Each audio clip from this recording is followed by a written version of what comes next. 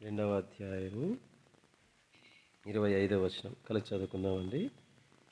మీరు కడుపారా తిని తృప్తి పొంది మీ కొరకు వింత కార్యములను జరిగించిన మీ దేవుడైన యెహోవా నామమును స్తుతించున్నట్లు నేను పంపిన మిడతలును గొంగలి పురుగులను పసరు పురుగులను చీడ పురుగులను అను నా మహాసైన్యము తినివేసిన సంవత్సరముల పంటను మీకు మరలా నెత్తును.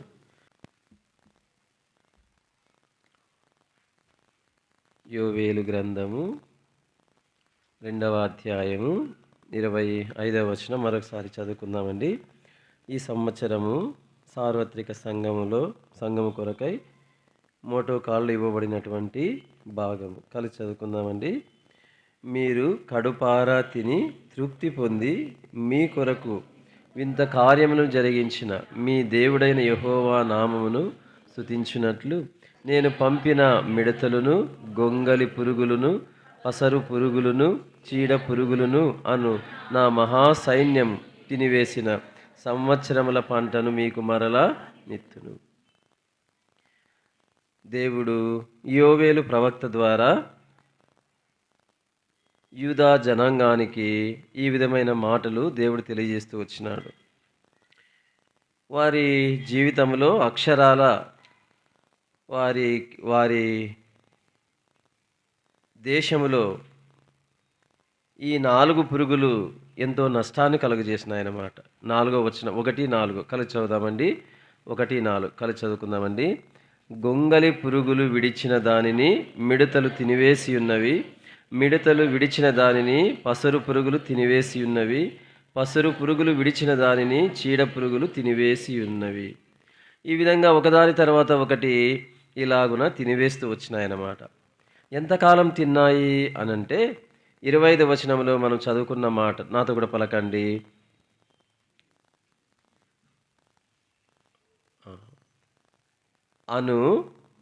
నాతో కూడా పలకండి. నా మహాసైన్యము. ఎవరో దేవుని సైన్యము అవే అన్నమాట. మిడతలు, గొంగలి పురుగులు, పసరు పురుగులు, చీడ పురుగులు. పలకండి. నా మహాసైన్యము తినివేసిన సంవత్సరముల పంటను మీకు మరలా నెత్తును. అంటే అవి ఎంతకాలం తిన్నాయంట? అవి ఎంతకాలము? 1 సంవత్సరమా? సంవత్సరముల అంటే బహువచనమా ఏకవచనమా? బహువచనం అంటే అర్థం ఏంటి? ఎక్కువ సంవత్సరాలు అని కదా. 1 సంవత్సరం అయితే కాదు. అంటే కొన్ని సంవత్సరాలు వారి పొలాల మీద, తోటల మీద ఈ మిడతలు, గొంగలి పురుగులు, పసరు పురుగులు, చీడ పురుగులు తినేస్తూ వచ్చినాయన్నమాట. కాబట్టి వాళ్ళ పరిస్థితి చాలా దుర్భరముగా తయారైంది. దేశమంతా మనం 1వ అధ్యాయంలో చదువుకుంటాము. దేశమంతటా కూడా ఎక్కడా పచ్చదనం అనేదే లేకుండా పోయిందన్నమాట. కాబట్టి వాళ్ళు చాలా దౌర్భాగ్య స్థితికి వాళ్ళు చేరుకున్నారు, దేవుని ప్రజలైన వారు. ఈ పరిస్థితులలో దేవుడు దానిని పోలుస్తూ యెహోవా దినము, ప్రభు దినమును గురించి హెచ్చరిస్తూ వచ్చినాడు. ఇప్పుడు మనం ఈ భాగములకు వచ్చినట్లయితే వారి పంట ఎంతకాలం నష్టపోయిందంట? సంవత్సరముల పంట. ఈ సంవత్సరముల పంట అంటే బహుశా వారు భౌతికంగా కొన్ని నష్టాలు పొందినారు, కొన్ని పంటలు. చూడండి 7వ వచనం చదవండి. 7వ వచనం 1:7 క్షమించండి 1:7. నా ద్రాక్ష చెట్లను, అవి అంటే ఏవి? 4 రకాలైన పురుగులు అన్నమాట. ద్రాక్ష చెట్లు నా పాడు చేసి ఉన్నవి. అంజూరపు చెట్లను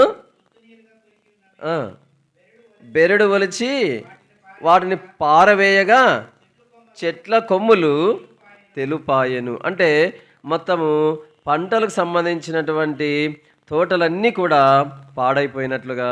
అదేవిధంగా 12వ వచనంలో కూడా మనం చదువుతాం. 12వ వచనం చదవం. 12వ వచనం దయచేసి. వాడిపోయెను దానిమ్మ చెట్లను, ఈత చెట్లను, జల్దరు చెట్లను, తోట చెట్లన్నీ వాడిపోయినవి. గమనించండి, తోట చెట్లన్నీ వాడిపోయాను. అంటే భౌతికముగా వారి జీవితంలో కొన్ని సంవత్సరాలు ఏమైనాయంటే తోట చెట్లన్నీ కూడా పాడైపోయినాయి. తోటల్లో చెట్లు ఎక్కడా లేకుండా అయిపోయినాయి అన్నమాట. ఒకటి. రెండవది చూడండి, 10వ వచనం చూడండి, 10వ వచనం. పొలము పాడైపోయెను, భూమి అంగలార్చును. అంటే పొలములు కూడా ఏమైపోయినాయి? పొలము పోయింది, తోటలు పోయినాయి. గమనించండి 11వ వచనం. భూమి మీది పైరు చెడిపోయెను, భూమి మీద ఉన్న పైరంతా చెడిపోయింది. గోధుమ కర్రలను, యవల కర్రలను చూచి సిగ్గునొందుడి. అంటే గోధుమ పంట, యవల పంట మొదలైనవన్నీ కూడా వాళ్ళు కోల్పోతూ వచ్చినారు. కొన్ని సంవత్సరాలు ఇట్లా కోల్పోతూ వచ్చినారు. ఒక సంవత్సరం కాదు. వాళ్ళ పరిస్థితి ఎట్లా అయిపోయిందంటే, చివరిగా వాళ్ళ పరిస్థితి ఎట్లా ఉందంటే, 1వ అధ్యాయము 17వ వచనం. విత్తనము మంటి పెడ్డల కింద కుళ్ళిపోవచ్చున్నది. అంటే విత్తనం విత్తిన తర్వాత ఆ మంటి పెట్టెల కింద పడుతుంది కదా, విత్తనము విత్తిన తర్వాత అది ఏమైపోతా ఉందంటే, వాటి కింద విత్తనం ఏమైపోతుంది? కుళ్ళిపోయిన విత్తనం మొలకెత్తుతుందా? మొలకెత్తదు. అంటే వాళ్ళ పరిస్థితి అంతగా అయిపోయిందనమాట. అంటే ఎక్కడ మొలకలు అనేవి లేకుండా అయిపోయినాయి. అట్లే రెండవ లైన్ చదవండక.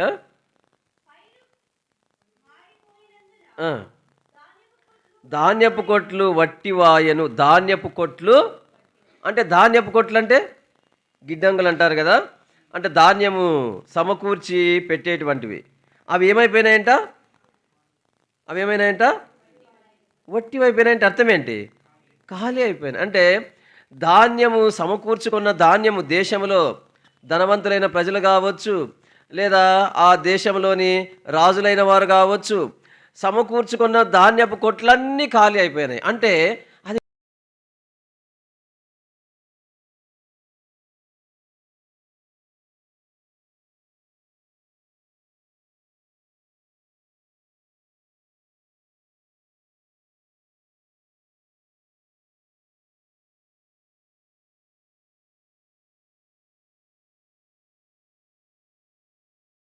పదిహేడవ వచనం వరకు దానికి పరిష్కారం చెప్తూ వచ్చినాడు.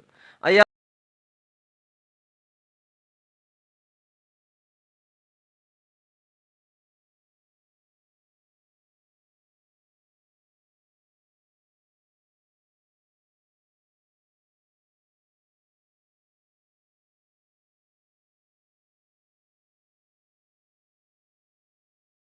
అన్ని వారు కలుగుతాయన్నమాట.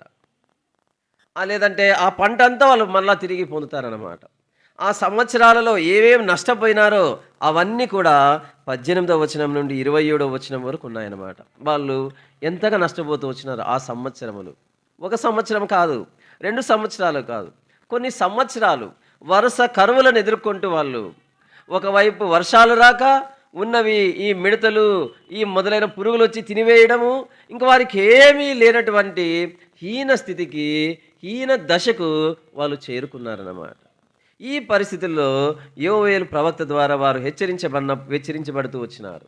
వారు అప్పుడు సరి చేసుకున్నప్పుడు అప్పుడు దేవుడు ఏం చేస్తాడంటే, చూడండి 18వ వచనం కలిసి చదువుదామండి. 2:18 కలిసి చదువుదామండి. అప్పుడు యెహోవా తన దేశమును బట్టి రోషము పూని తన జనుల ఎడల జాలి చేసుకొనెను. అప్పుడు ఎప్పుడంటే 12వ వచనం నుండి 17వ వచనం వరకు ఉన్నటువంటి భాగాన్ని వాళ్ళు చేసినప్పుడు అనమాట. ఇదంతా మనం ధ్యానించడానికి మనకు సమయం కాదు, కానీ మనము ఏ విషయం మనం ధ్యానించబోతున్నామంటే, వారి సంవత్సరముల పంట. ఎట్లాంటి పంట అది?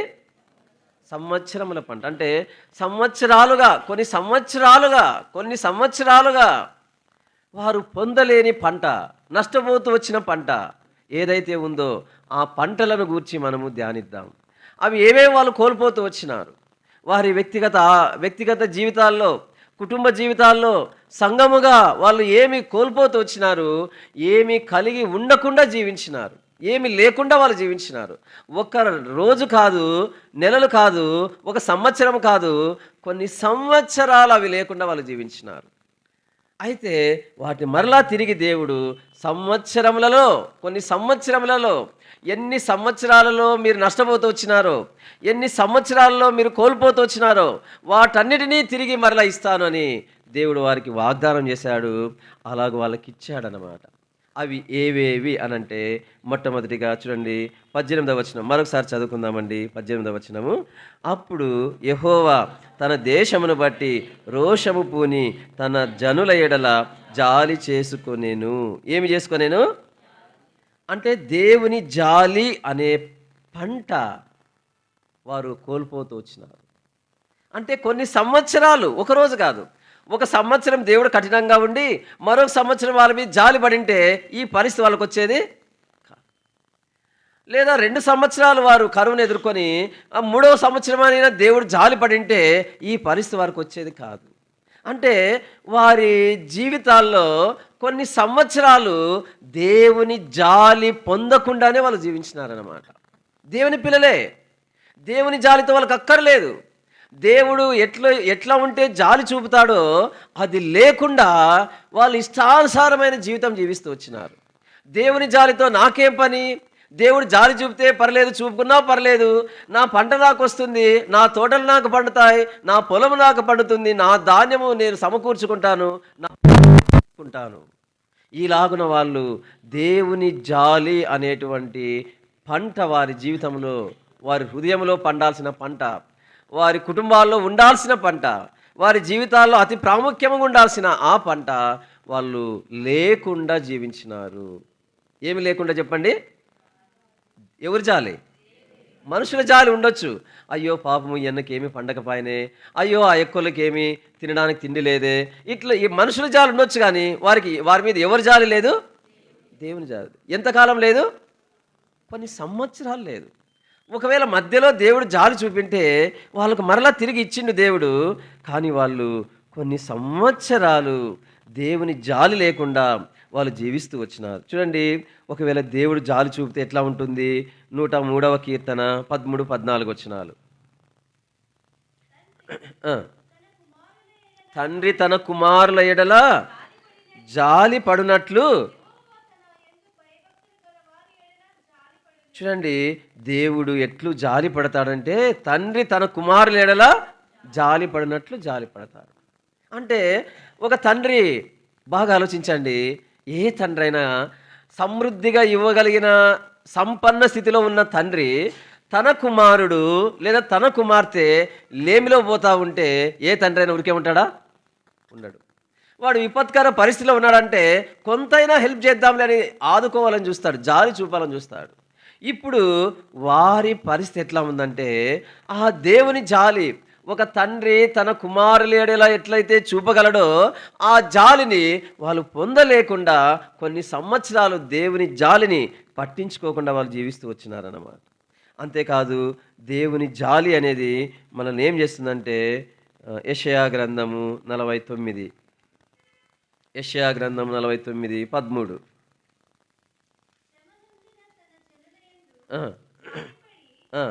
ఎవరి యందు జాలిపడి శ్రమ పొందినటువంటి తన జనుల ఎడల జాలిపడు యెహోవా.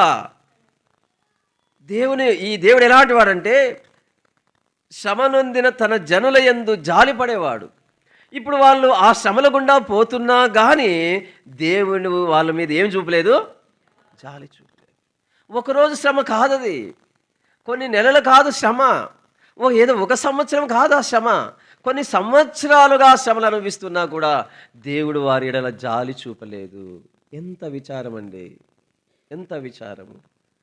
తన ప్రజలే, తన స్వకీయ జనమే వారు, తనకు ప్రతిష్ఠిత జనమే, తన సొత్తైన ప్రజలే వాళ్ళు, అయినప్పటికీ వారి ఎడల దేవుడు ఎంత కఠినముగా ఉంటూ వచ్చినాడు. కారణము ఆ ప్రజల జీవితాలు అలాగుంటూ వచ్చినాయి. కాబట్టి మన దేవుడు ఎట్లాంటి జాలి గలవాడంటే, శ్రమలలో సైతము మన ఎడల జాలి చూపేటువంటి దేవుడు. చూడండి, 2వ రాజుల గ్రంథము 23వ అధ్యాయం, 2వ రాజుల గ్రంథము 13వ అధ్యాయం 22 చదవండి. 13, 22.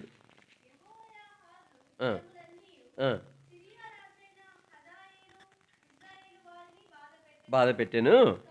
ఆ, గమనించండి, యెహోవా వారి మీద జాలిపడి, ఎవరి మీద?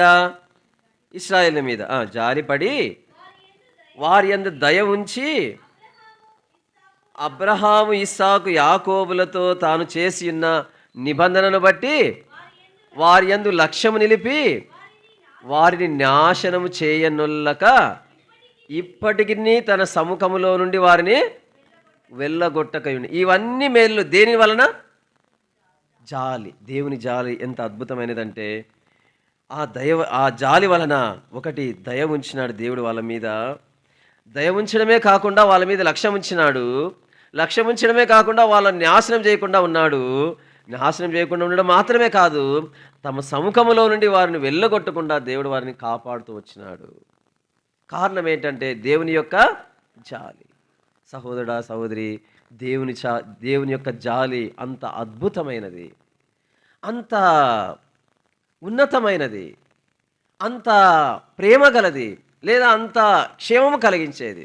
అట్లాంటి జాలిని వీళ్ళు పొందకుండా జీవించినారంటే ఆలోచించండి ఎట్లాంటి వారుగా వాళ్ళు జీవిస్తూ వచ్చినారు. మన జీవితంలో కూడా దేవుని జాలి మనల్ని విడిచిపోవునట్లుగా మనం ఎప్పుడూ జీవించకూడదు. ఎప్పుడు దేవుని జాలి మనల్ని ఎవరిపైన జాలి చూపడు, లేదంటే ఎప్పుడు ఎవరిపైన దేవుని జాలి మన నుండి దూరం అవుతుంది అంటే యెషయా గ్రంథము 27:11. యెషయా గ్రంథం 27:11. దేవుడు ఎప్పుడు జాలి చూపడు?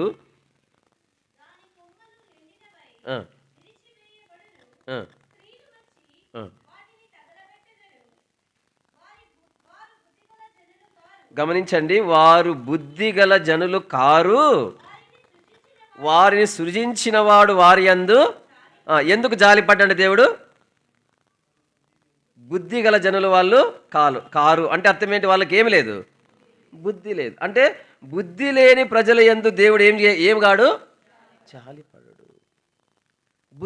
బుద్ధి అంటే బుద్ధి కలిగి ఉండడం అంటే సంగతిని గ్రహించి సరి చేసుకునేటువంటి మనసు కలిగి ఉండడం అన్నమాట. ఇంకా చెప్పాలంటే లోబడే మనసు కలిగి ఉండడం. ఉదాహరణకి మనం చదువుతాము, మన సమయం కొరకై మనకు బాగా వాక్యం తెలుసు కాబట్టి ముందుకెళ్తాము. చెబుతాను. ప్రభు చెప్తూ వచ్చినాడు ఉపమానంలో, మత్తయి సువార్త 7వ అధ్యాయంలో, బుద్ధి గలవాడు బుద్ధిహీనుడు. బుద్ధి గలవాని ఇల్లు ఎట్లాంటిది, బుద్ధిహీనుని ఇల్లు ఎట్లాంటిది అంటే, బుద్ధిహీనుని ఇల్లు ఎట్లాంటిది? ఇసుక మీద వేసిన పునాదితో కట్టబడిన ఇల్లు. బుద్ధి గలవాని ఇల్లు బండ మీద కట్టబడిన ఇల్లు. అంటే రెండింటికి వ్యత్యాసం ఏంటంటే గ్రహింపు అన్నమాట. గ్రహింపు. ఒకవేళ నేను ఈ ఇసుక మీద పునాది వేసినాననుకో, ఇప్పుడు మాత్రమే కాదు, కట్టేటప్పుడు మాత్రమే కాదు, కట్టిన తర్వాత ఏమొస్తాయి? ఖచ్చితంగా వర్షాలు వస్తాయి కదా, ఖచ్చితంగా వరదలు వస్తాయి కదా, అప్పుడు నా ఇల్లు నిలుస్తుందా? అదే బుద్ధిమంతునికి ఆ తేడా ఏంటంటే, బుద్ధిమంతుడు ఒకవేళ నేను కూడా ఇసుకలో కట్టడం ఈజీనే, అట్లా పునాది తీసి నేను కడితే, లేదా ఇసుక మీద పునాది వేసి కడితే రేపు ఉంటుందా అనేటువంటి గ్రహింపు అన్నమాట. గ్రహింపు. బుద్ధి గలవారు అంటే, బుద్ధి లేనివాడంటే గ్రహింపు లేనివాడు. అందుకే మనం చదువుతాము, తప్పిపోయిన కుమారుని విషయమై చదువుదామండి. ఆ మాట చదివితే బాగుంటుంది కదా. లూకాసు వార్త 15వ అధ్యాయం. లూకాసు వార్త 15వ అధ్యాయము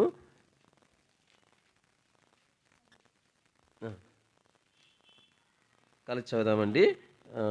17వ వచనం కలిసి చదువుదామండి. 17వ వచనం కలిసి చదువుదామండి.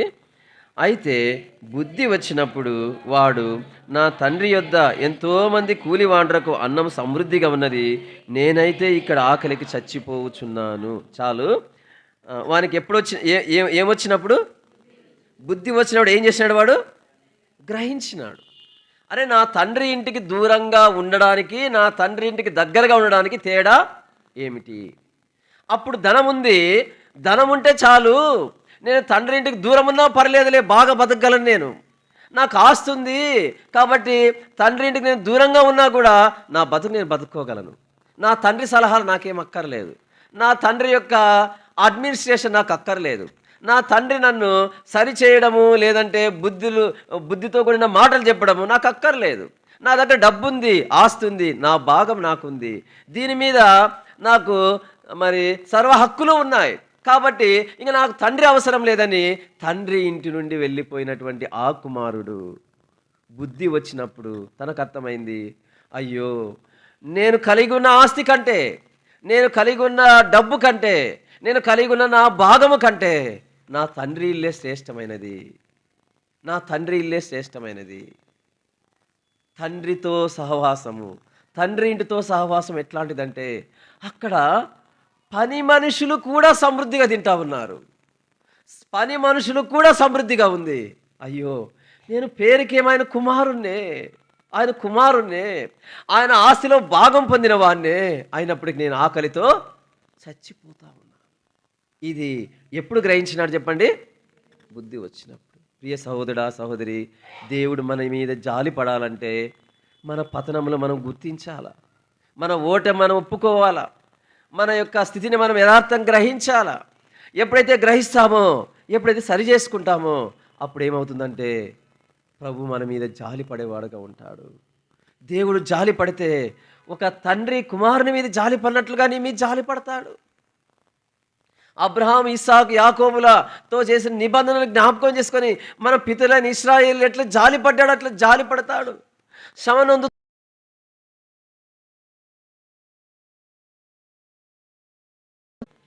బుద్ధి కలిగి ఉండాలి. బుద్ధి లేని వాళ్ళమైతే బుద్ధి తెచ్చుకోవాలా, గ్రహించాలా. ఎందుకు ఈ పరిస్థితి అని మనం గ్రహించాలి. అట్లాంటి గ్రహింపు కలిగిన స్థితిలో మనం ఉన్నట్లయితే ప్రభు తప్పకుండా మన ఎడల జాలి పడేవాడుగా ఉంటాడు. వాళ్ళ విషయం ఎట్లాంటిదంటే ఎవరి విషయము? ఇశ్రాయేలు విషయం. మనం ధ్యానిస్తున్నటువంటి యూదా వారి విషయమై ఎట్లాంటి వాళ్ళంటే వాళ్ళు సంవత్సరముల నుండి వరుసగా అయ్యో, మిడతలు వచ్చినాయి తినిపోతా ఉన్నాయి, పురుగులు వస్తూ ఉన్నాయి తినిపోతూ ఉన్నాయి, ఒకటి ఇడిసిందాన్ని ఇంకోటి తింటా ఉన్నాయి, ఒకటి ఇడిసిందాన్ని ఇంకోటి తింటా ఉన్నాయి, ఇట్లా రిపీటెడ్గా జరుగుతూ ఉంది. కొన్ని సంవత్సరాలు జరుగుతున్నాయంటే ఎందుకు ఇట్లా జరుగుతుంది అనేటువంటి బుద్ధి వారికి లేకుండా పోయింది. అందుకే దేవుడు వారి ఎడల జాలి చూపడం మానేసినారు. అందును బట్టి సంవత్సరములలో వాళ్ళు దేవుని జాలి అనేటువంటిది లేకుండానే జీవిస్తూ వచ్చినారు. దేవుని జాలి అనేటువంటి పంటను వాళ్ళు కోసుకోకుండా ఆ పంట లేని వారి లేమి కలిగి జీవిస్తూ వచ్చినారు, కరువు కలిగి జీవిస్తూ వచ్చినారు. మనల్ని మనమే పరీక్షించుకుందాము, మనము బుద్ధి గలవారంగా ఉన్నామా లేదా అనేది. రెండవ చూడండి, దేవుడు జాలి చూపకపోవడానికి కారణం ఏంటంటే ఇర్మియా గ్రంథము 13వ అధ్యాయం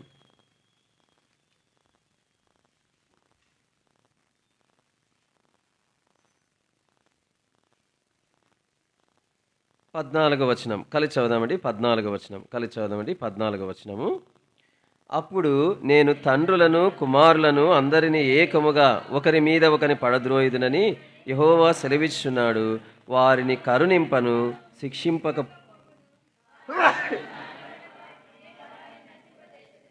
గమనించండి, వారి ఎడల జాలి పడక నేను వారిని, అంటే వాళ్ళ మీద ఏం పడ్డంట?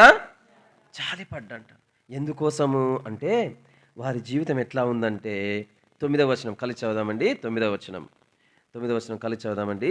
యెహోవా ఈ మాట సెలవిచ్చున్నాడు, ఈ విధముగానే యూదావారి గర్వమును, యెరూషలేము నివాసుల మహాగర్వమును నేను భంగపరచుదును. ఏముందండి వారి జీవితంలోనా? ఉట్టి గర్వమా? మహాగర్వం ఉంది. గర్వమును మించి పోయినారు వాళ్ళు. ఇది ఎవరి గురించి? యూదా వాళ్ళ గురించే. ఎవరి గురించి? యెరూషలేములో ఉండేటువంటి వాళ్ళ గురించే, యెరూషలేమునకు చుట్టూ జీవించే వాళ్ళ గురించే. సహోదరా సహోదరి, మన జీవితాన్ని మనం పరీక్షించుకుందాము. దేవుడు మన ఎడల జాలి చూపకపోవడానికి మరో కారణం ఏంటంటే మన గర్వమే. నా దేవుడు నా మీద జాలి చూపకపోవడానికి కారణం అవుతుంది. నేను జాలి చూపకుండా, దేవుడు నా మీద జాలి చూపకుండా నేను గర్వంతో ప్రవర్తిస్తున్న కొద్దీ, గర్వంతో నింపబడి గర్వంతో జీవిస్తున్నప్పుడు ఎంత కాలం జీవించినా కూడా దేవుడు నా మీద జాలి చూపడు. అయితే గర్వమును విడిచి వినయము అనేది నేను ఎప్పుడైతే కలిగి ఉంటానో అప్పుడు నా మీద దేవుడు జాలి చూపేవాడుగా ఉంటాడు. ప్రియ సహోదరా సహోదరి, మన జీవితాన్ని మనం పరీక్షించుకుందామండి.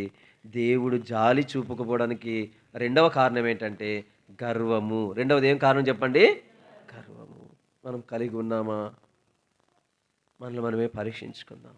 గర్వించడానికి చాలా రకాలైనటువంటి, అతిశయించడానికి చాలా రకాలైనటువంటి రకాలైనవి లోకములో చాలా దండిగా దొరుకుతాయన్నమాట.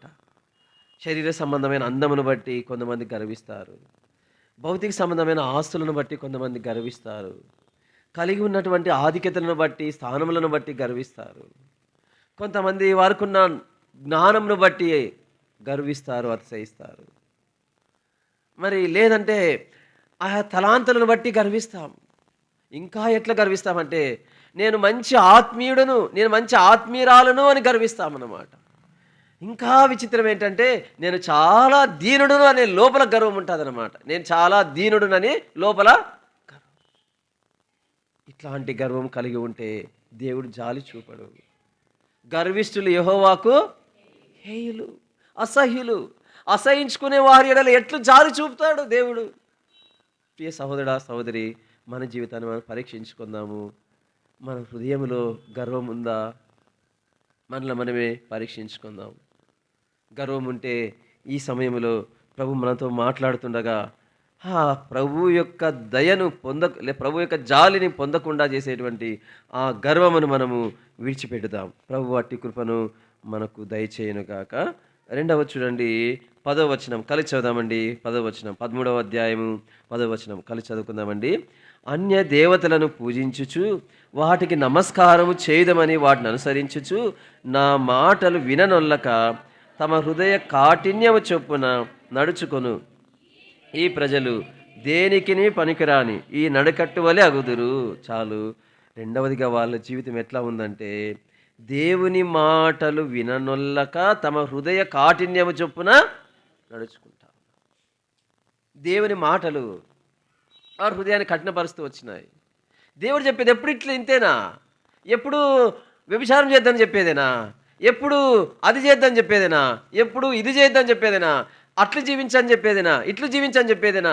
ఇంతేనా దేవుడు చెప్పే మాట? ఎప్పుడు ఇంతేనా అని దేవుని మాటలు. ఎప్పుడు విగ్రహాలను చేద్దామని చెప్పేదేనా? అయ్యో ఎప్పుడు బయలుకు పూజ చేయొద్దని చెప్తాడు ఈ దేవుడు. ఇది పోయి అక్కడ బలులు ఇవ్వద్దని చెబుతాడు. అగ్నిగుండంలో పిల్లలను దాటియొద్దని చెబుతాడు. ఇవేనా దేవుడు చెప్పే మాటలు? ఎప్పుడు ఇవేనా? అంతేకాదు, ఇర్మీయా ప్రవక్త దేవుని మాట చెప్తే చాలు. ఏం చెప్పేవాడు?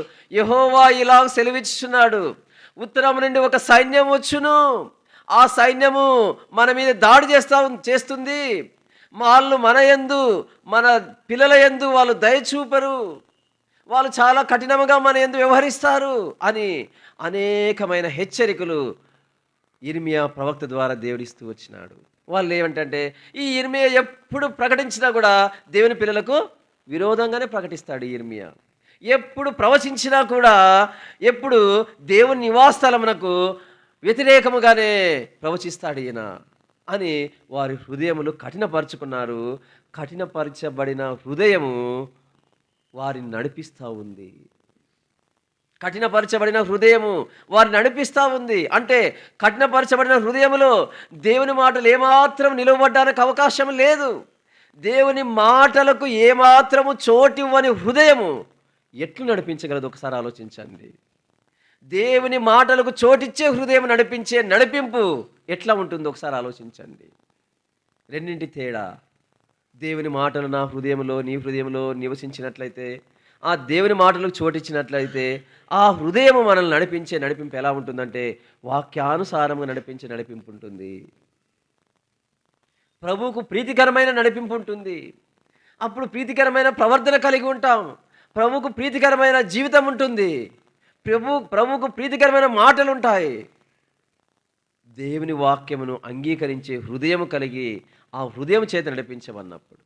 కానీ వాళ్ళు ఎట్లా ఉన్నారంటే హృదయ కాఠిన్యము చొప్పున నడుచుకుంటా ఉన్నారు.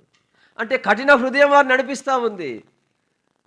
ప్రియ సహోదరా, సహోదరి, నీ జీవితంలో ఏదైనా దేవుడు పదే పదే నిన్ను హెచ్చరిస్తూ ఉంటే, పదే పదే నిన్ను వాక్యం గుచ్చుకుంటా ఉంటే, పదే పదే వాక్యము నీ లోపమును చూపిస్తూ ఉంటే హృదయాన్ని కఠినపరుచుకుంటున్నావా అక్క? ఈ అన్న ఎప్పుడు చెప్పినా ఇంతే, ఈ అన్నోళ్ళు ఎప్పుడు ఎవరు చెప్పినా ఇంతే అని హృదయాన్ని కఠినపరుచుకుంటున్నావా? జాగ్రత్త. ఆ కఠిన హృదయం నిన్ను నడిపిస్తుంది. ఆ కఠిన హృదయం నిన్ను నడిపిస్తుండగా నీవు కఠినమైన పరిస్థితులు గుండా వెళ్ళాల్సి వస్తుంది. దేవుడు నీ మీద జాలి పడడు. ఆయనేమో జాలి పడేవాడే. యెహోవా దీర్ఘశాంతము గలవాడు, యెహోవా జాలి పడేవాడే. కానీ కఠిన హృదయుల యెడల దేవుడు జాలి పడడు. ఎంత కఠినపరచబడతామో అంతగా దేవుడు మనల్ని శిక్షించి మనల్ని సరిచేసేవాడుగా ఉంటాడు. అందుకోసమే అన్న అక్క, ఏ విషయంలోనైనా దేవుడు నిన్ను సరి చేసుకోమని హెచ్చరిస్తూ ఉంటే దయచేసి హృదయాన్ని కఠినపరచుకోవద్దు. ప్రస్తుతం నేను సేవ చేస్తున్నటువంటి సమయంలో 2005లో నేను అక్కడికి వెళ్ళినాను. 2005లో అక్కడ డానియల్ అన్న ఉండేవాడు. డానియల్ అన్న నేను కొంతకాలం అక్కడ కలిసి సేవ చేసినాము. ఆ సమయంలోన డానియల్ అన్న నాకు చెప్పినాడు, పర్సనల్గా మేము మాట్లాడేటప్పుడు చెప్పినాడు అన్నమాట, పాల్, మనం ఎంత కఠినపరచబడితే అంతగా దేవుడు కఠినమైన పద్ధతులు వాడతాడు. పాల్, ఒక చిన్న రాయిని పగలగొట్టడానికి చిన్న సుత్తి అయితే చాలు, పగలగొట్టవచ్చు. ఇంకొంచెం పెద్ద రాయి అయితే ఆ సుత్తెని బలంగా కొట్టాల్సి వస్తుంది. ఇంకా కొంచెం పెద్ద రాయి అయితే దానికి సుత్తే పోయి సమ్మెట తీసుకోవాల్సి వస్తుంది. ఇంకా పెద్ద రాయిలు బండలు పగలగొట్టాలంటే డైనమిట్లు పెట్టి పేల్చాల్సి వస్తుంది. అంటే కఠినత్వం పెరిగే కొద్దీ శిక్ష ఎక్కువగా ఉంటుంది. నేను నా హృదయాన్ని చాలా కఠినం చేసుకొని జీవించినాను. మా అమ్మ చెప్పింది, ఏడ్చి చెప్పింది, రే అట్లా చెయ్యొద్దురా, అట్లా జీవించొద్దురా అని. నేను మారలేదు పాల్. అంతేకాదు, అనేక మంది దైవ సేవకులు చెప్పినారు, నా తోటి విశ్వాసులు చెప్పినారు, నేను వినలేదు పాల్. నేను వినకుండా కఠిన హృదయంతో జీవిస్తూ వచ్చినాను. దేవుడు ఈ కఠినమైన పరిస్థితి నాకు అనుమతించినాడు అని అన్న బాధపడుతూ తన అనుభవాన్ని పంచుకున్నాడు. అన్న బండ్లో బస్సులో పోతా ఉండగా ముందు పక్క కూర్చున్నాడు. యాక్సిడెంట్ అయింది. కాలు ఇట్లా పురులు తిరిగిపోయినమాట. 2 కాళ్ళు పురులు తిరిగిపోయినాయి. ఇట్లా 2 కాళ్ళు. చాలా కాలం బెడ్ మీద ఉన్నాడు. ఆ తర్వాత ఏం చేసినారంటే ఒక కాలు మోకాలు కిందికి కట్ చేయాల్సి వచ్చింది. కట్ చేసిన తర్వాత ఎట్లుందంటే ఆ కాలు లోపల ఎముక ఇంకా పెరుగుతూ ఉంటుంది అన్నమాట. ఎప్పుడు పచ్చగా ఉండి నొప్పిస్తూ ఉంటుంది. జీవిత కాలం అంతా నొప్పే. అప్పుడప్పుడు వెళ్ళి దాన్ని సిఎంసికి వెళ్ళి కట్ చేపించుకొని వస్తాడు. అది కట్ చేయడానికి ఉరికే కట్ చేస్తారా? అనస్థీషియాకి ఇచ్చి కట్ చేస్తారు.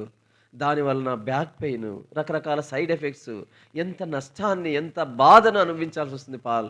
దీనంతటి కారణం ఏంటంటే ఆ దినాల్లో నేను కఠినపరుచుకున్న నా హృదయమే కారణము. ప్రియ సహోదరుడా, సహోదరి, ఏ విషయంలోనైనా సరే దేవుడు నీతో మాట్లాడుతూ ఉంటే దేవుని మాటలు విననంతగా దయచేసి హృదయాన్ని కఠినపరచుకోవద్దు. హృదయాన్ని కఠినపరచుకోకుండా మనం జాగ్రత్త పడదాము. అట్లా హృదయాన్ని కఠినపరచుకుంటే మనము దేవుని యొక్క జాలిని పోగొట్టుకుంటాము. పైగా దేవునితో మనము శిక్షించబడ్డానికి కారణం అవుతుంది. కాబట్టి మనం జాగ్రత్తగా ఉందాం. కాబట్టి దేవుడు జాలి పడకపోవడానికి మొదటి కారణం ఏంటి చెప్పండి? బుద్ధి లేకపోవడం. రెండవది గర్వం. మూడవది ఏమి? హృదయ కాఠినం. అంటే దేవుని మాట వినకుండా హృదయాన్ని కఠినపరచుకోవడం. అంతేకాదు, మనం ఇంతకుముందు చదివిన భాగం 103వ కీర్తనలో, 103వ కీర్తన మనం ఇంతకుముందు చదివిన భాగం 103వ కీర్తన దయచేసి 13వ వచనం. 13వ వచనం.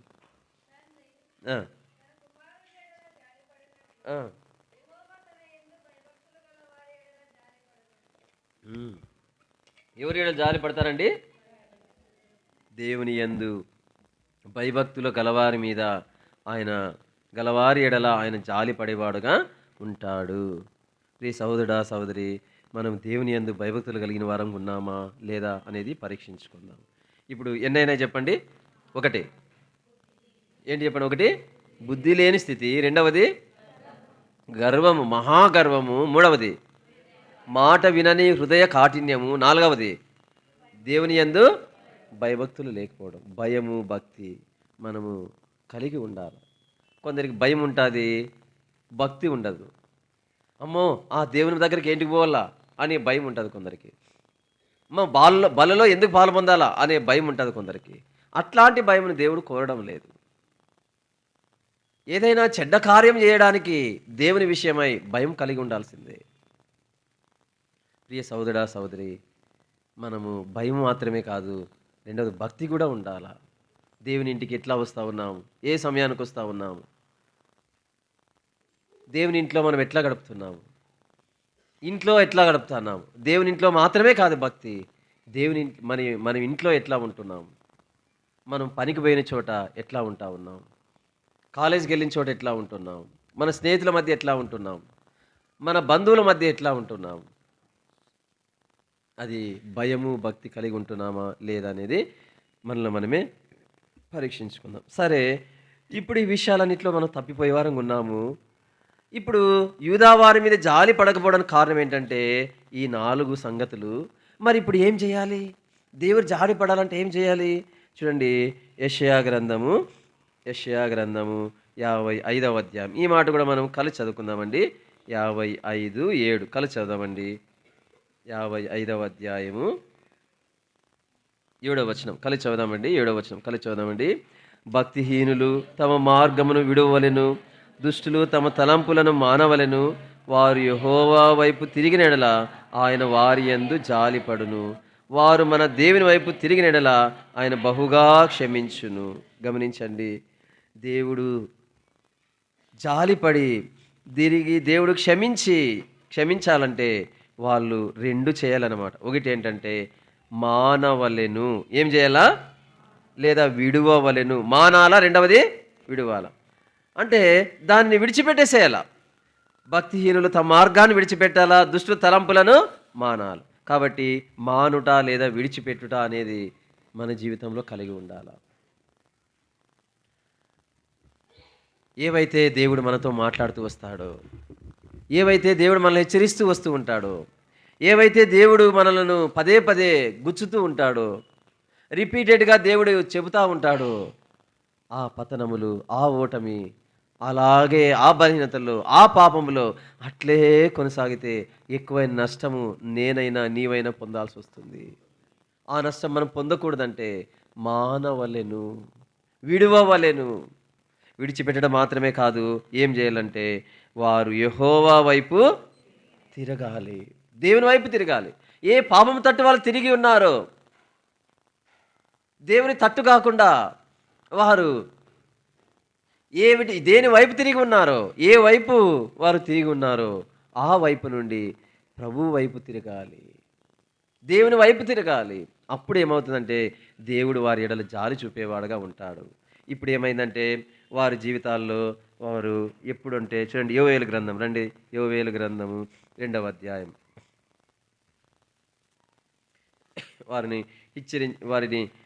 వారిని హెచ్చరించిన హెచ్చరికలు చూడండి, 2వ అధ్యాయం 12వ వచనం కలిసి చదవమని. 12వ వచనం. ఇప్పుడైనను మీరు ఉపవాసముండి కన్నీరు విడిచుచు దుఃఖించుచు మనపూర్వకముగా తిరిగి నా యుద్ధకు ఎక్కడికి రండి, నా యుద్ధకు రండి. మరలా నేను జాలి చూపుతా, మీ పరిస్థితి అంటే మార్చేస్తా. నేను ఒక్కసారి జాలి చూపినానంటే అయిపోయా, మీ సంవత్సరాల పంట నేను మళ్ళా మీకు కొద్ది కాలంలోనే ఇవ్వడం నాకేమి ఎక్కువ కాదు, నాకేమది అసాధ్యమైన కార్యమేమీ కాదు అని దేవుడు వారిని హెచ్చరిస్తూ వచ్చినాడు. ఇందుకొరకై వాళ్ళు ఏం చేయాలంట? 13వ వచనం కలిసి చదువుదామండి. 13వ వచనం. మీ దేవుడైన యెహోవా కరుణా వాత్సల్యములు గలవాడును, శాంతమూర్తియు, అత్యంత కృపగలవాడునై ఉండి తాను చేయనుద్దేశించిన కీడును చేయక పశ్చాత్తాపడును. కనుక మీ వస్త్రములను కాక మీ హృదయాలను చింపుకొని ఆయన తట్టు తిరుగుడి. ఎవరి తట్టు తిరగాల? దేవుని తట్టు తిరగాల. ఎట్లు తిరగాల? హృదయములను చింపుకొని హృదయములను చింపుకొని దేవుని తట్టు తిరిగినట్లయితే ఏమవుతుంది? ఆ దేవుడు జాలి పడేవాడుగా ఉంటాడు.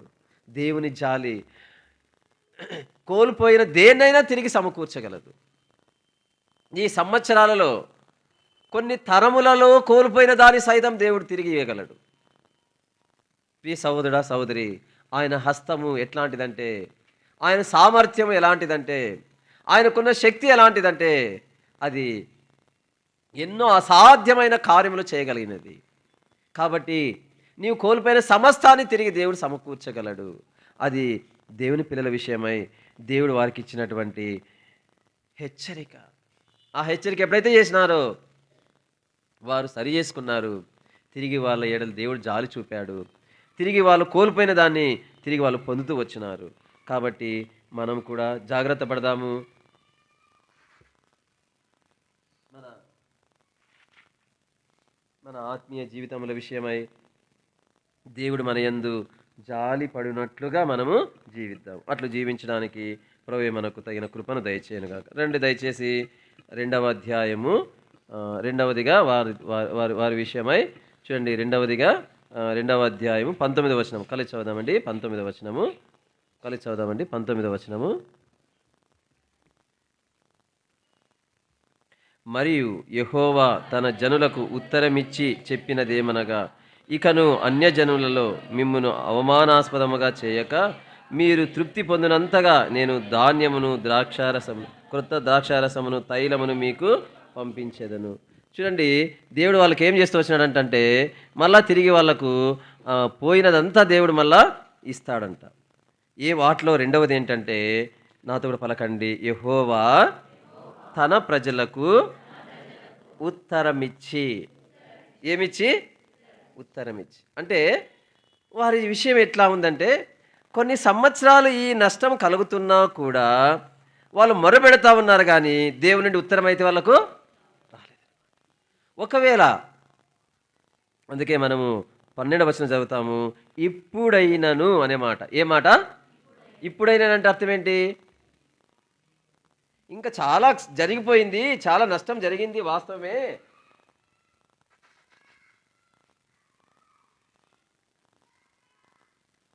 చాలా నష్టం జరిగిపోయింది, వాస్తవమే. ఇప్పుడైనా మించిపోయింది లేదు. ఇప్పుడైనా కానీ మీరేం కావాలంటే ఇప్పుడైనా కూడా ఈ పనులు చేయండి అని దేవుడు హెచ్చరిస్తూ వచ్చినాడు. ఇప్పుడైనా అని అంటే అర్థం ఏంటంటే, చాలా సంవత్సరాలు వాళ్ళు మొరపెడతారు. వాళ్ళు మాత్రమే కాదు, చూడండి, గమనించండి. 1వ అధ్యాయము చూడండి. 1వ అధ్యాయము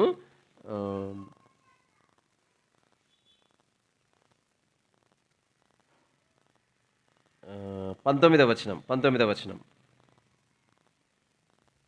1:19 చదవండి. యోవేలు 1:19.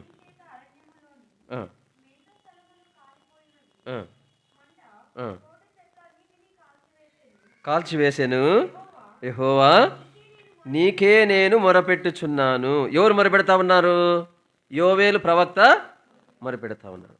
యోవేలు ప్రవక్త మాత్రమే కాదు, చాలామంది యాజకులు, చాలామంది లేవీయులు, చాలామంది ఇశ్రాయేలీయులు మొరపెడతా ఉన్నారు. కానీ ఏమి లేదు? ఉత్తరం లేదు. దేవుని నుండి ప్రత్యుత్తరము, ప్రార్థనలకు ఉత్తరం పొందనటువంటి జీవితము కొన్ని సంవత్సరాలు వాళ్ళు జీవించినారు. వాళ్ళు మాత్రమే కాదు, 20వ వచనం చదవండి. 20వ వచనం.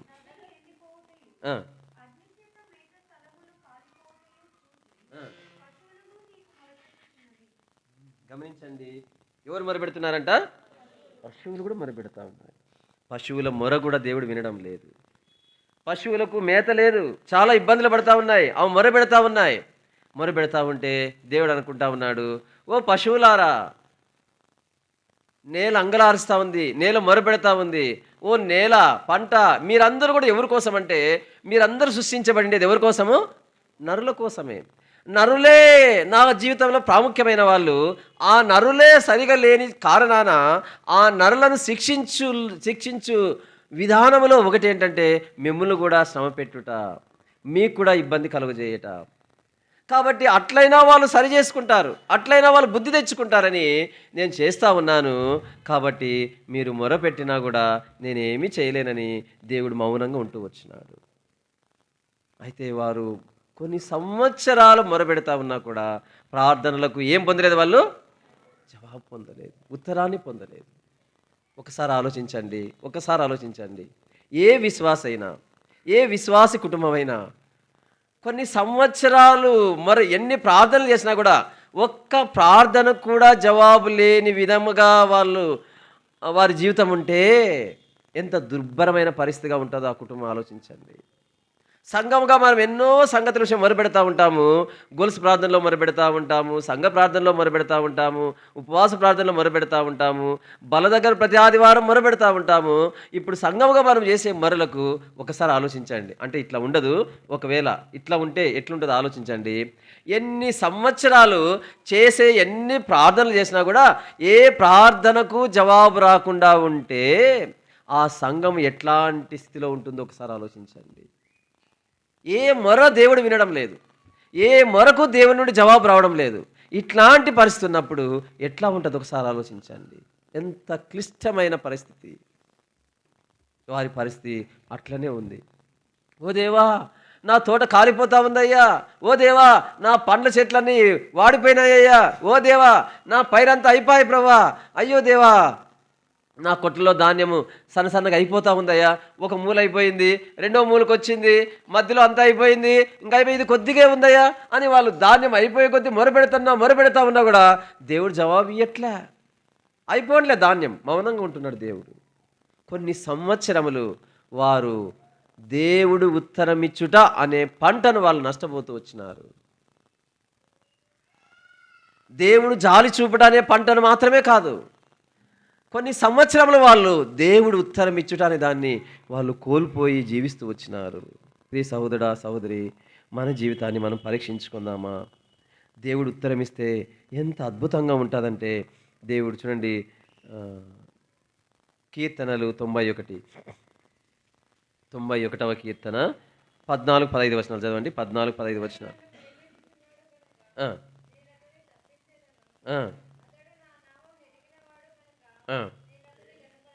గమనించండి, అతడు నన్ను ప్రేమించున్నాడు గనుక నేను అతన్ని తప్పించేదను, అతడు నా నామం ఎరిగినవాడు గనుక నేను అతన్ని గణపరచేదను. 15వ వచనం. అతడు నాకు మొరపెట్టగా నేను అతనికి ఉత్తరం ఇచ్చేదను, శ్రమలో నేను అతనికి తోడై ఉండేదను, అతను విడిపించి గొప్ప చేసేదను. చదవకట్లే. దీర్ఘాయువు చేత అతన్ని తృప్తిపరిచేదను, నా రక్షణ అతనికి. ఇవన్నీ ఎట్లంటే 15వ వచనం రాయమన్నట్లుగా, అతడు నాకు మొరపెట్టగా నేను అతనికి.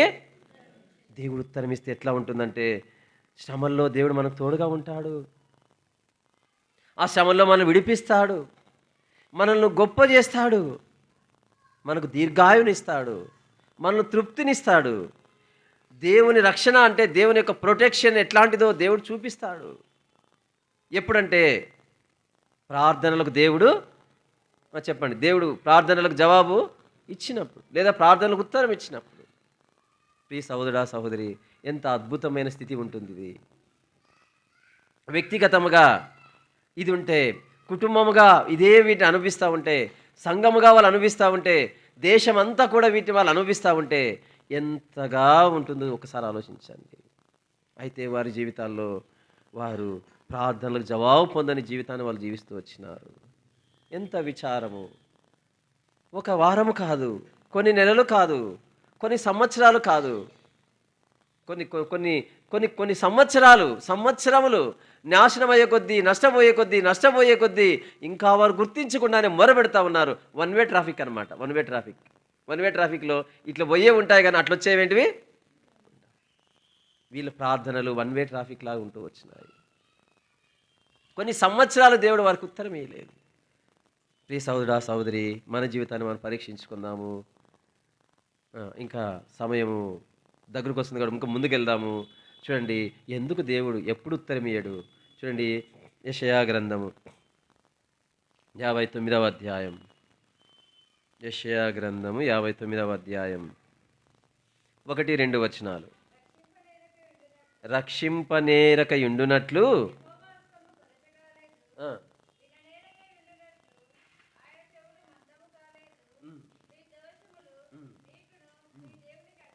గమనించండి, మీ దోషములు మీకును మీ దేవునికి అడ్డముగా వచ్చాను. అట్లే 2వ వచనం, మీ పాపములు ఆయన ముఖమును మీకు మరుగుపరచెను. గమనించండి, గనుక ఆయన ఆలకింపకున్నాడు. కారణం చెప్తా ఉన్నాడు. ఎందుకు వినను, ఎందుకు ఉత్తరం ఇయ్యను అంటే, నా చెవులే మందం కాలేదు, నా చెయ్యేమి చిన్న కాలేదు. అయితే కారణం ఏంటంటే మీ దోషములు, మీ పాపాలు అడ్డం వస్తూ ఉన్నాయి. యెషయా ప్రవక్త చెప్తా వచ్చినాడు, ఓ యూదావారులారా, మీ దోషములు ఎట్లా ఉన్నాయి? ఓ ఇశ్రాయేలు వారులారా, ఓ యెరూషలేము వాసులారా, ఒకసారి ఆలోచించండి. మీ దోషములు మీకు మరుగు చేస్తూ ఉన్నాయి, మీ పాపములు మిమ్మల్ని మరుగు చేస్తూ ఉన్నాయి. మీ ముఖానికి అవి అడ్డం వచ్చి దేవుడు కనబడకుండా చేస్తూ ఉన్నాయి, దేవుని యొద్దకు మీ మీ ప్రార్థనలు పోకుండా చేస్తూ ఉన్నాయి. చూడండి, పాపములు దోషములు అనేవి మనం కలిగి జీవిస్తూ ఉంటే మన ప్రార్థనలకు ఏముండదు? జవాబు ఉండదు, ఉత్తరం ఉండదు. మన పితరులు ఎట్లా ఉంటూ వచ్చినారంటే వారి జీవితంలో నష్టపోయే కొలది కూడా ఎక్కడే కానీ వాళ్ళు తమ దోషములు మానుకోలే. ఎక్కడ వాళ్ళ దోషముల విషయం వాళ్ళు పశ్చాత్తాపడకుండా అట్లే జీవిస్తూ వచ్చినారు. వారి పాపములను వాళ్ళు గుర్తించకుండా అట్లే జీవిస్తూ వచ్చినారు. కనుక దేవుడు వారికి ఉత్తరం ఇవ్వకుండా ఉంటూ వచ్చినాడు. ప్రియ సహోదరుడా, సహోదరి, నీ జీవితంలో ప్రార్థనలకు ఉత్తరం ఇచ్చుట, జవాబు పొందుట అనే పంట నువ్వు అనుభవిస్తున్నావా? దేవుడు ఈ మధ్యాహ్న సమయంలో లేదా ఉదయకాల సమయంలో దేవుడు నీకు ఇచ్చే వాగ్దానం ఏంటంటే, సంవత్సరముల పంటను మరలా నీకు ఇస్తా. సంవత్సరములుగా నువ్వు ఎంతకాలం ప్రార్థన చేస్తూ వచ్చినావో, ప్రార్థన జవాబు పొందలేకపోతూ వచ్చినావో నీకు ఇస్తా. అయితే ఎప్పుడంటే దోషములు పాపముల విషయమై సరి చేసుకున్నప్పుడు. దేవునికి ఏ అడ్డం వస్తూ ఉన్నాయి నీకు దేవునికి, వాటిని సరి చేసుకున్నప్పుడు నేను ప్రార్థనకు ఉత్తరం ఇస్తాను అని దేవుడు మనల్ని హెచ్చరిస్తూ ఉన్నాడు. వారు మన పితరులు ఎలా ఉంటూ వచ్చినారంటే అలాగూ వారు జీవించడాన్ని బట్టి వాళ్ళ జీవితంలో దేవుని నుండి వాళ్ళు జవాబు పొందలేకుండా ఉంటూ వచ్చినారు. ఒకవేళ ఆ మిడతలు వచ్చిన మొదటి సంవత్సరం గుర్తించి, ఓ దేవా మాకు మిడతలు వచ్చినాయి, ఈ పసురు పురుగులు వచ్చినాయి, చీడ పురుగులు వచ్చినాయి, గొంగుల పురుగులు వచ్చినాయి, వీటిని ఎట్లయినా తీసేయ్యా అని మొరపెడితే దేవుడు వెంటనే ప్రార్థన వినింటే వాళ్ళకంత కష్టం వచ్చేది కాదు. మొరపెడతా ఉన్నారు కానీ, సంవత్సరాల కొలది మొరపెడతా ఉన్నారు కానీ వారు ప్రార్థనలకు ఉత్తరం పొందని విధంగా వాళ్ళు జీవిస్తూ వచ్చినారు. ఉత్తరము పొందుట అనేటువంటి పంటను సంవత్సరముల కొలది వాళ్ళు నష్టపోతూ వచ్చినారు. మనమే పరీక్షించుకుందాం ఈ విషయమై.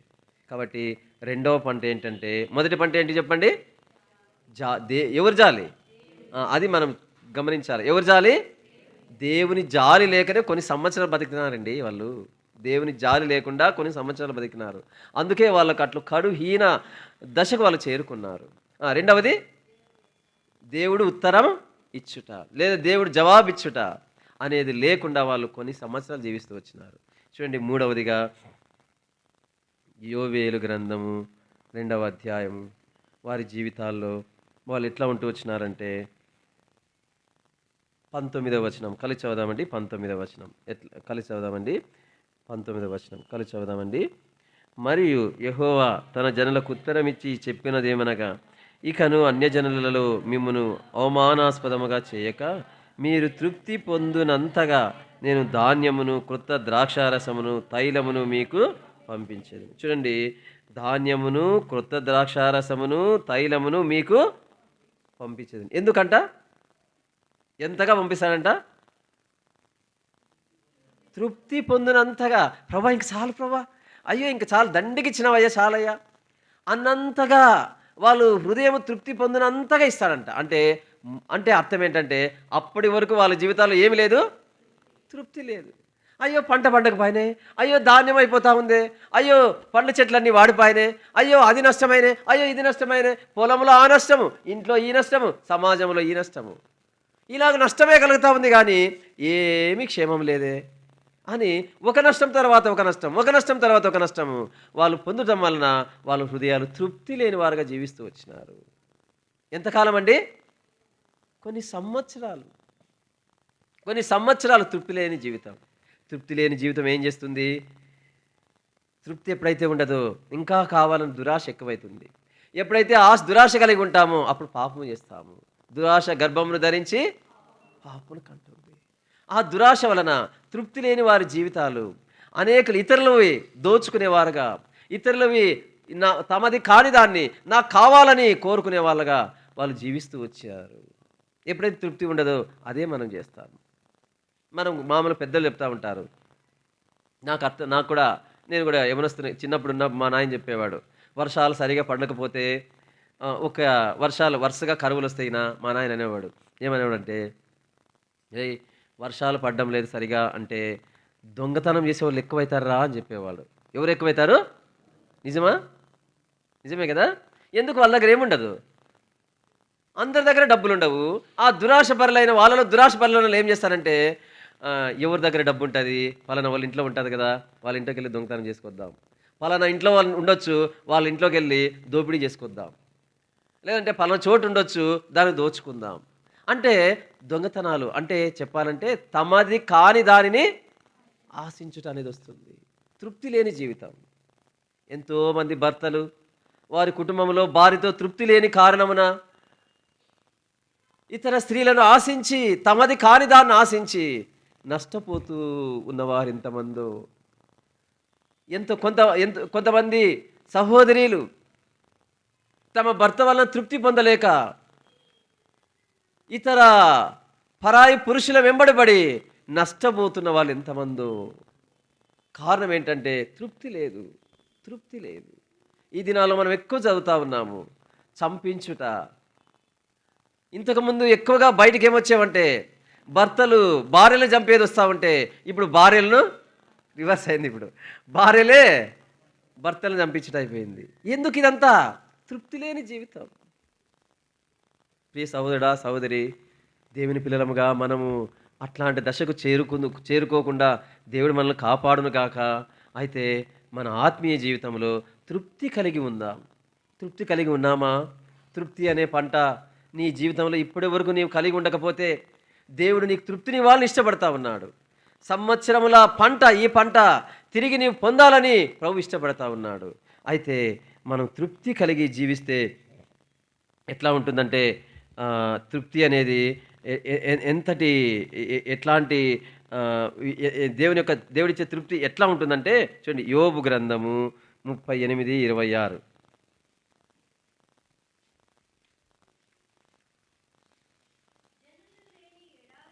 గమనించండి, జనులు లేని ఎడారిలోను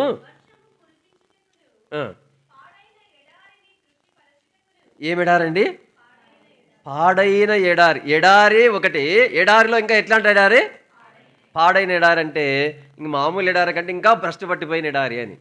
ఆ ఎడారి పరిస్థితి ఎట్లా ఉంటుందంటే ఎన్ని వర్షాలన్నా గురియని దానికి ఏముండదు, తృప్తి ఉండదు. దేనికి?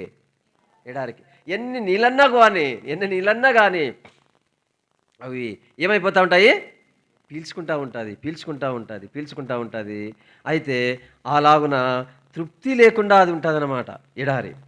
చూడండి, ఈ తృప్తి లేని ఈ స్థితి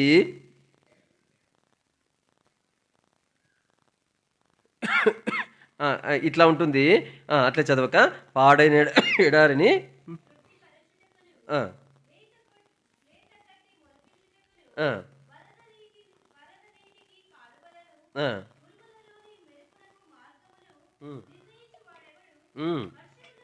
గమనించండి, నిర్ణయించువాడు ఎవడు అంటే ఇవి చేయడం ద్వారా అంటే లేత గడ్డిని మొలిపించి వరద నీటి కాలువలు ఏర్పాటు చేసి ఉరుముల్లోని మెరుపునకు మార్గం నిర్ణయించి పలానా చోటు కురుమని చెప్పి అవన్నీ చేయడం ద్వారా ఏమవుతుందంట? పాడైన ఎడారి తృప్తిపరచబడుతుంది. అంటే పాడైన ఎడారిని కూడా తృప్తిపరచగలిగిన సామర్థ్యం ఎవరికుంది? దేవునికి ఉంది. సహోదరుడా సహోదరి, ఈ దేవుడు తృప్తి పరిస్థితి ఎట్లా ఉంటుందంటే పాడైన ఎడారిని సైతం తృప్తిపరచగలడు. నీ జీవితంలో తృప్తి లేకుండా పాడైన ఎడారిలాగా ఉంటే అయినా కూడా దేవుడు నిన్ను తృప్తిపరచగలడు. చూడండి, మనము కీర్తనలు చదువుతాము. 145వ కీర్తన 16వ వచనం. 145వ కీర్తన 16వ వచనం. 145:16.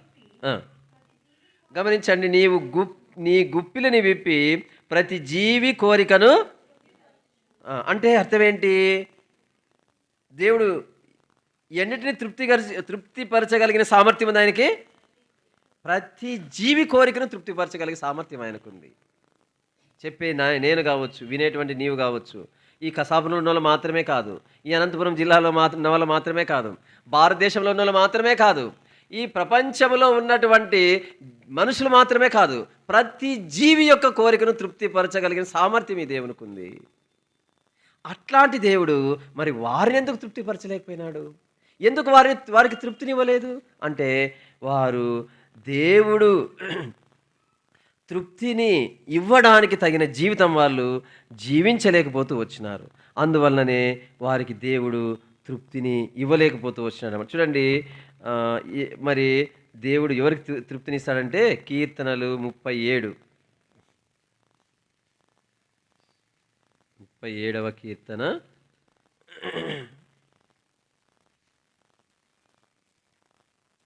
18, 19 వచనాలు కలిసి చదువుదామండి. 18, 19 వచనాలు కలిసి చదువుదామండి. కలిసి చదువుదాం. 18, 19 వచనాలు. నిర్దోషుల చర్యలను యెహోవా గుర్తించుచున్నాడు, వారి స్వాస్థ్యం సదాకాలం నిలుచును. ఆపత్కాలమందు వారు సిగ్గునొందరు, కరువు దినములలో వారు తృప్తి పొందుదురు. గమనించండి, కరువు దినములలో వారు తృప్తి పొందుదురు. ఎవరు వారు అంటే ఎవరు? నిర్దోషులు, దోషము లేకుండా జీవించేవాళ్ళు, దోషము లేకుండా ప్రవర్తించేవాళ్ళు. వారి ప్రవర్తనలో దోషం ఉండదు, వారి మాటల్లో దోషం ఉండదు, వారి చర్యల్లో దోషం ఉండదు, వారి జీవితమే నిర్దోషమైన జీవితము. అట్లు నిర్దోషమైన జీవితం జీవించేటువంటి వారిని ఎట్లు చేయగలడు దేవుడు అంటే, కరువులో కూడా వాళ్ళని ఏం చేయగలడండి? తృప్తిపరచగలడు. సహోదరుడా, సహోదరి, మన దేవునికేమో కరువులో కూడా తృప్తిపరచగలిగేటువంటి సామర్థ్యం ఉంది. కానీ దాన్ని నేను పొందడానికే నాలో ఏమి లేదంటే నిర్దోషత్వము లేదు. నిర్దోషత్వము లేక దోషపూరితమైన జీవితము, దోషములు కలిగిన జీవితము, ఎన్నో మలినములు కలిగిన జీవితము. సహోదరుడా, సహోదరి, మన జీవితాన్ని మనం పరీక్షించుకుందాము. ఎక్కడ మనము తప్పిపోతామో, ఎక్కడ దేవుడిచ్చేటువంటి తృప్తిని మనం పొందలేకపోతామో, లేదంటే మన జీవితంలో తృప్తి అనే దాన్ని మనం అనుభవించలేకపోతూ ఉన్నాము. మనల్ని మనమే పరీక్షించుకుందాం. చూడండి, దేవుడు ఇంకా ఎవరికి తృప్తిని ఇవ్వగలడంటే 22వ కీర్తన 22వ కీర్తన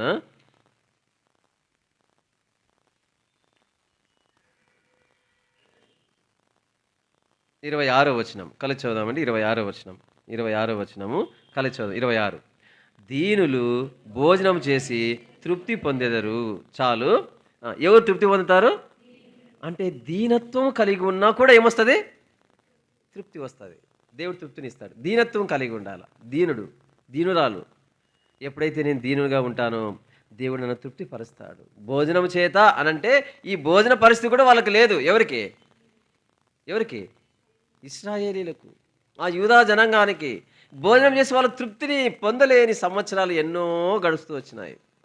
దేవుడు భోజనం ద్వారానే తృప్తిని ఇవ్వగలడంటే, ఇంకా సమస్తములోనూ ఆయన తృప్తిని ఇవ్వగలడు. తృప్తి కలిగిన జీవితము ఇంకా చాలు. దేవుడు సమృద్ధిగా ఇచ్చినాడు నాకు. అంటే సమృద్ధిగా ఇవ్వడం అంటే, కొంతమంది ఇట్లా అనుకుంటారు. ఏమనుకుంటారు? మంచి ఇండ్లు ఉండాలా, మంచి ఉద్యోగం ఉండాలా, మంచి బ్యాంక్ బ్యాలెన్స్ ఉండాలా, లేకుంటే బాగా ఉన్న స్థితిలో ఉంటే అప్పుడు ఇంక పిల్లలందరూ స్థిరపడి, పిల్లలందరికీ పెళ్ళిళ్ళు అయిపోయి స్థిరపడినాక ఇంక చాలు ప్రభా. అది కాదు తృప్తి. కలిగి ఉన్నంతలోనే తృప్తిగా. ఒకచోట ఒక అక్కుండింది. మేము డ్యామ్లో ఉన్నప్పుడు ఆంటీ కుటుంబం అంతా దుఃఖంతో కూడిన జీవితమే. కూతురు జీవితం సరిగా ఉండదు పాపము, భర్త యొక్క స్థితిని బట్టి. ఆ కూతురు పరిస్థితి అట్లా ఉంటే, కుటుంబంలో పరిస్థితి ఏంటంటే, భర్త తాగి ఎక్కడంటే పడిపోయేవాడు. పాపము వాళ్ళు రెడ్డీసు, మర్యాద పోతుందని సిగ్గుతో తల ఉంచుకునేది ఆంటీ పాపం. వాళ్ళ భర్త ఎక్కడో మళ్ళా గవర్నమెంట్ ఎంప్లాయీ ఎక్కడో తాగి దారిలో అట్లా కక్కుని ఆడే వారు తీసుకొని అట్లా పడిపోయేవాడు అనమాట. అప్పుడు ఎవరో ఆటో వాళ్ళు ఫోన్ చేస్తే, అక్క ఇట్లా మీ భర్త ఇట్లా పడిపోయినాడు అంటే, పాపం ఆటో వాళ్ళని పట్టుకొని పోయి, ఎవరినైనా పట్టుకొని పోయి అట్లే ఇంటికి ఆటోలో ఎత్తుకొని వచ్చి ముఖం కడిగి ఆయనకి అట్లా పరిచర్యలు చేసేది. పాపం చాలా కుళ్ళిపోయేది. చాలా కుళ్ళిపోయేది. ప్రభు కృపను బట్టి దేవుడు వాళ్ళ భర్తను సంధించినాడు. ఒక దినాన రక్షణ పొందినాడు. ఆయన మారుమనసు పొందినాడు. మారుమనసు పొందిన తర్వాత కుటుంబము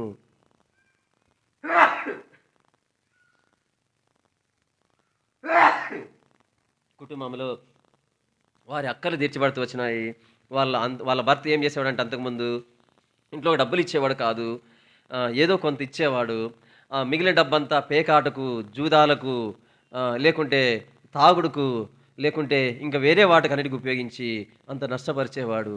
నెమ్మది లేని స్థితి ఉన్న ఆ స్థితిలో వాళ్ళ భర్త రక్షణ పొందినాడు. ఆ హృదయంలో ఎంత సంతోషం కలిగిందంటే ఆంటీ చెప్పింది. ఒకసారి చెప్పడం కాదు, కొన్నిసార్లు ఆ ఆంటీ స్టేట్మెంట్ ఇస్తూ వచ్చింది. ఏమనంటే, అన్నా దేవుడు తృప్తినిచ్చాడన్నా, నా భర్త రక్షణ పొందినాడు, మొత్తం అంతా సెట్ అయిపోయిందన్నా, నా భర్త జీవితం సెట్ అయింది, నాకు ఇంకా ఇంట్లో ఆర్థిక ఇబ్బందులు లేవు, నాకు అవమానం లేదు, ఇంకా నాకు అగౌరవం లేదు, దేవుడు నాకు సంతృప్తినిచ్చినాడన్నా, మహా ఆనందం చేత నింపబడి సంతోషం ఆనందం పొంగుకొస్తుందన్నా అని చెప్పింది అనమాట. ప్రియ సహోదరా సహోదరి, ఎట్లా వచ్చింది ఆ తృప్తి అంటే దేవుని వాక్యాన్ని కొన్ని విషయాలలో విధేయత చూపటను బట్టి వచ్చింది. దీనురాలుగా తను తగ్గించుకోవటాన్ని బట్టి వచ్చింది. కొన్ని చెప్తూ వచ్చిన ఇంట్లో డబ్బులు భర్త ఇస్తాడు, అది తీసుకురాపోనంటే ఇంత డబ్బు, ఉదాహరణకి ఒక పనికి 1500 ఇస్తే 1200 అయిందనుకో, ఎంత ఎంత మిగులుతుంది? 300. ఏం చేయాలక్క? ఏమంటే నువ్వు ఇచ్చింది 1500, దానికి సరిపోయాని 300 ఎత్తి పెట్టుకోవడం, అది కరెక్టేనక్క? మన డబ్బైనా అనుమతి లేకుండా తీసుకోవడం ఏంది? అది దొంగతనమే. అది దొంగతనం అంటే ఏంటి అర్థం అంటే, పర్మిషన్ లేకుండా తీసుకునేది ఏంది? దొంగతనం. పర్మిషన్ లేకుండా తీసుకొని దాన్ని కాజేయడం దొంగతనమే అన్నమాట. కాబట్టి నేను ఆంటీ చెప్పినాను, ఆంటీ దయచేసి అది కూడా వాక్యానుసారమైంది కాదు, యథార్థంగా ఉండండి, అట్లా ఉంటే కుటుంబం ఎట్లా పోషించబడుతుందా అన్నా అనింది. నేను చెప్పినాను, ఆంటీ ప్రభు చూసుకుంటాడంటీ. ఇంకా కొన్ని సూచనలు చెప్తే ఆంటీ దీనురాలుగా తగ్గించుకుంది, మిగిలిన డబ్బంతా ఆయనకి ఇచ్చేసింది. ఏమండి ఇన్ని రోజులు ఇట్లా ఉన్నాను, ఇట్లా నువ్వు ఇవ్వు అని ఇట్లా చేసుకున్నానంటీ అని రక్షణ పొందకముందే ఆయనకిస్తే, ఏమి నా భార్య ఇంత మారిపోయింది అని ఆయనలో మార్పు వచ్చింది. దేవుని మందిరానికి వచ్చినాడు, తాగి మళ్ళా ఒక్కోసారి అడిగేవాడు.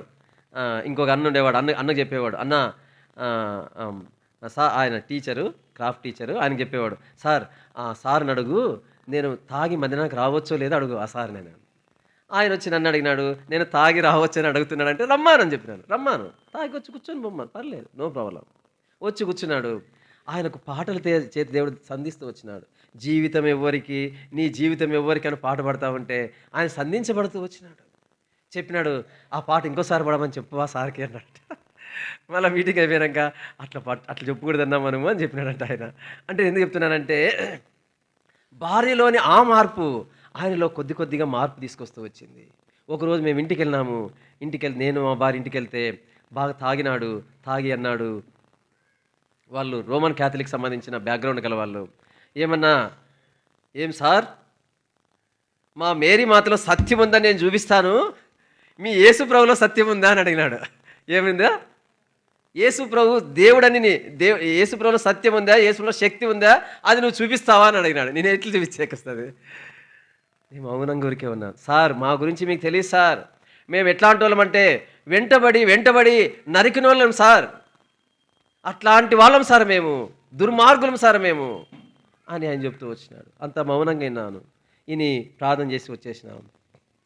ఇంటికి వస్తా ఉన్నాను, దారిలో హృదయంలో భారం ఏంటంటే, ప్రభువా ఆయనకి నేను ఎట్లు ప్రత్యక్షపరచగలనయ్యా నీ శక్తిని, నీలో శక్తి ఉందని, నీవు జీవం గల దేవుడు అని నేను ఎట్లు చూపించగలను ఆయనకి, నా చేత కాదు కదా అని. మామూలుగా విజిటింగ్ వెళ్ళొచ్చిన తర్వాత ప్రార్థన చేసుకుంటాం కదా, ఆవిడ నేను నా భార్య ప్రార్థన చేసుకున్నాము. ప్రభువా శక్తిని చూపిమని అడుగుతా ఉన్నాడయ్యా, నేను ఎట్లు చూపించలేనయ్యా, కానీ నీవు శక్తి గలవాడవని మాత్రం ఎరుగుదును, నీవు ఎట్లు శక్తి గలవాడుగా ఆయనకు నీవు ప్రత్యక్షపరుచుకొనగలవో అట్లు ప్రత్యక్షపరచుకో, ఆయన నీ ఏర్పాట్లో ఉంచి ఆయన రక్షించుకో ప్రభువా అని మాత్రం ప్రార్థన చేసినాం. అంతే.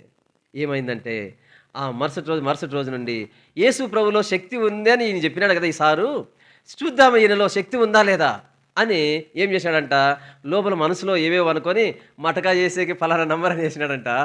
యేసు ప్రభులో శక్తి ఉంటే ఈ మటకా తగలని వేసినాడంట. అది తప్పా కరెక్టా?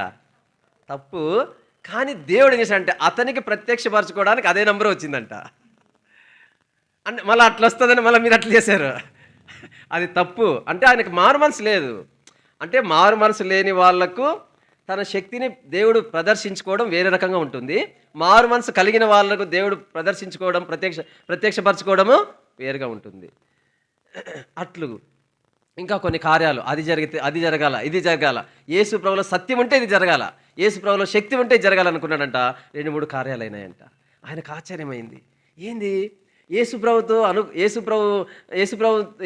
ప్రభువుని అనుకొని చేసినవన్నీ కూడా సక్సెస్ అవుతా ఉన్నాయే అంటే ఈ దేవుడు ఉన్నాడు అనుకున్నాడంట. ఒకరోజు నిద్రపోతా ఉంటే ఎవరో వీపుకి పట్టని కొట్టినట్లు శబ్దం వచ్చిందంట. చుర్రంటేనే అబ్బా అని లేచాడంట. ఎవరూ లేరు. చుట్టూ చూసినాడు, వాళ్ళ భార్యను చూసినాడు. వాళ్ళ భార్య ఆ రూమ్లో పండుకుంది. ఆయన ఇట్లా లేచి కూర్చుంటేనే ఆయనకి ఏమొచ్చిందంటే పాట వచ్చిందంట. ఏం పాట వచ్చిందంటే, ఎందుకో నన్నింతగా ప్రేమించితివో ప్రభువా అని పాట. ఎందుకో నన్నింతగా నీవు, ఆ పాట పాడుతున్నాడంట తనకు తెలియకుండానే. మళ్ళా వెంటనే అపరాధిని యేసయ్య అనే పాట పాడుతున్నాడంట. కళ్ళలో నీళ్లు పెట్టుకొని ఏడుస్తూ ఉన్నాడంట. ఎవరు ఆయనకి ఏం చెప్పలే. ఎప్పుడో సువార్త వర్తమానం విన్నటువంటి వర్తమానం కావచ్చు. దేవుడు పరిశుద్ధాత్మ దేవుడు ఎప్పుడు ఎట్లా సంధిస్తాడో తెలియదు. ఆయన సంధించినాడు. ఆయనకు తెలియకుండానే పాట పాడుతూ, నేను అపరాధినేసయ్యా, నా అపరాధముల కోసమై నీవు సిలువేయబడినావా అని, తర్వాత ఏ పాపం ఎరుగని ఏ పావనామూర్తి అనే పాట పాడుతూ వచ్చినాడంట. తన పాపములు ఒప్పించబడుతూ వచ్చినాడంట. అట్లు ప్రభు ఆయన సంధిస్తూ వచ్చినాడు. అప్పుడు ఆ దినము నుండి అద్భుతం ఏంటంటే, ఆ దినము నుండి తాగుడు పోయింది. మొత్తం A to Z 100% చేంజ్ అనమాట. ఎంత శాతం చేంజ్? 100% చేంజ్. భార్యను కొట్టేవాడు భార్యను కొట్టడం లేదు, భార్యను తిట్టేవాడు భార్యను తిట్టడం లేదు, జీతం తెచ్చి భార్యకి ఇస్తాడు, తాగుడు పోవడం లేదు, బయట తిరగడం లేదు, మందిరానికి బైబిల్ పట్టుకొని వస్తాడు స్నానం చేసి. ఎంత మార్పు! ఎందుకు చెప్తున్నానంటే, అట్లు మార్పు చెందడానికి కారణం ఏంటంటే, దీనురాలుగా ఆంటీ తగ్గించుకోవడము. ప్రియ సహోదరా సహోదరి, మనం దీనత్వం కలిగి ఉంటే దేవుడు మనం తృప్తిపరుస్తాడు. మనం గర్విష్ఠులుగా ఉంటే దేవుడు తృప్తిపరచడు. కాబట్టి మన జీవితాలు మనం పరీక్షించుకుందామండి. తృప్తి కలిగిన జీవితం మనం కలిగి ఉన్నామా? తృప్తి కలిగి ఉండడానికి ఏమేమి కారణం చెప్పండి. ఒకటి, గట్టి చెప్పాలా, నిర్దోషత్వము. రెండవది దీనత్వము. నిర్దోషత్వము, దీనత్వం. వారు కోల్పోయిన పంటలు ఎన్ని చూసినాము?